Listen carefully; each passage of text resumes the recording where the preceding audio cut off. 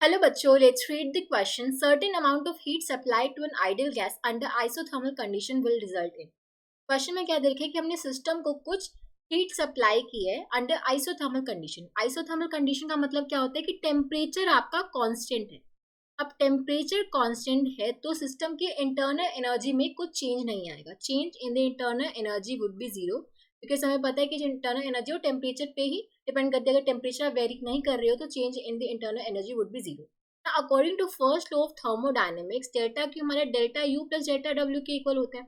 अब delta U तो zero है, तो जो हीट हम सप्लाई कर रहे हैं सिस्टम को वो किस में कन्वर्ट हो जाएगी? It will be spent in the expansion of the system. मतलब जो डेल्टा जो पॉजिटिव है, हम सिस्टम को हीट दे रहे हैं, it will convert in the expansion of the gas. ठीक है, तो ये हमारा एक्सटर्नल वर्क डन होगा बाय द सिस्टम, तो हीट हमारी उसमें कन्वर्ट हो जाएगी। ठीक है, तो हमारा ये पॉजिटिव होगा, डेल्टा डब्ल्यू भी पॉजिटिव आएगा बिकॉज डेल्टा क्यू हमारा पॉजिटिव है, हमने हीट ऐड किया है सिस्टम। तो अराइज इन टेम्परेचर नहीं, टेम्परेचर तो वेरी ही नहीं कर रहा बिकॉज अंडर आइसोथर्मल कंडीशन हम परफॉर्म कर रहे हैं। Doing external work and change in temperature, external work तो होगा बट चेंज इन टेम्परेचर नहीं होगा because temperature constant. Doing external work, third option बिल्कुल करेक्ट है।